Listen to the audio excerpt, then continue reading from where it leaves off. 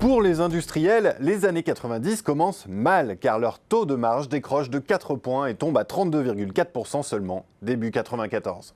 Et oui, il faut se souvenir des dégâts de la crise de 91, puis des ravages qui ont suivi l'éclatement du système monétaire européen, avec les dévaluations successives de la lire italienne, de la peseta espagnole et de la livre sterling britannique à partir de 92. En France, Pierre Bérégovoy, alors Premier ministre, maintient lui un franc arrimé au Deutschmark. Pas d'autre choix alors pour les industriels du textile, de l'habillement, de l'électroménager, de l'électronique grand public que de casser leurs prix et leurs marges pour tenter de survivre. La remontée de ces marges entre 94 et 95 va s'avérer éphémère puisqu'elles vont aussitôt rechuter pour descendre sous le plancher des 32% fin 96. Et c'est Lionel Jospin, entré à Matignon en 97, qui va tirer tout le bénéfice d'un baril à 10 $ en 98, du reflux des matières premières, de la reprise mondiale et de l'euphorie de la nouvelle économie. Mais en 99, le niveau des marges se dégrade à nouveau avec une nouvelle flambée des prix des matières premières et du pétrole, dont les cours sont multipliés par 2,5 sur l'année. Et ces hausses ne se répercutent que très partiellement sur les prix de vente. À cette époque-là, c'est aussi le choc des 35 heures, au moment même où l'Allemagne de Gerhard Schröder met les bouchées doubles pour restaurer sa compétitivité. Toutefois, fin 2000, le taux de marge reprend son ascension pour atteindre un pic à près de 38%. L'explication, c'est en fait que la demande reste forte, ce qui permet de faire passer les hausses de prix sans difficulté. N'oublions pas non plus que la monnaie américaine est alors faible, ce qui gonfle mécaniquement les marges des entreprises qui fabriquent en France et exportent en dehors de la zone euro en facturant en dollars. Le vrai tournant, c'est l'éclatement de la bulle Internet et la crise qui va s'en suivre à partir de 2000. Le taux de marge va progressivement chuter jusqu'à tomber à 33% fin 2005.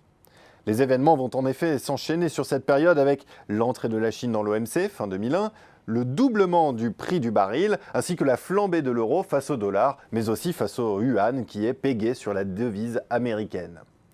Il y a aussi le renforcement de la concurrence avec l'industrie allemande qui engrange les bénéfices des réformes Hartz. Alors, pour éviter de céder trop de parts de marché à la concurrence, les industriels sont contraints de comprimer leurs marges pour maintenir leur compétitivité prix.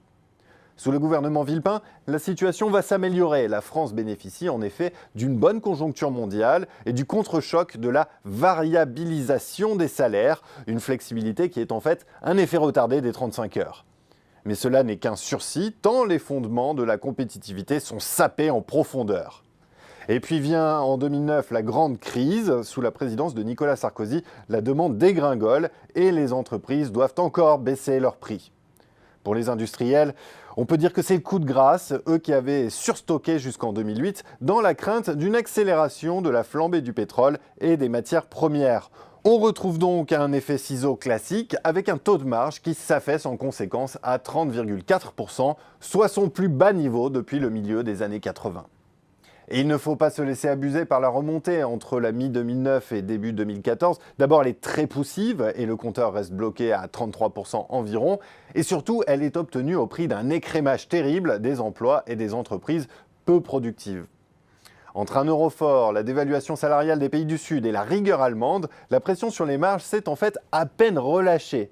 En revanche, le redressement qui court de 2014 jusqu'à mi-2015 est lui beaucoup plus robuste. Là, il y a l'effet conjugué de l'effondrement des cours des matières premières et du pétrole, de la forte baisse de l'euro et de la mise en place coup sur coup du CICE à partir de janvier 2013, puis du pacte de responsabilité et de solidarité.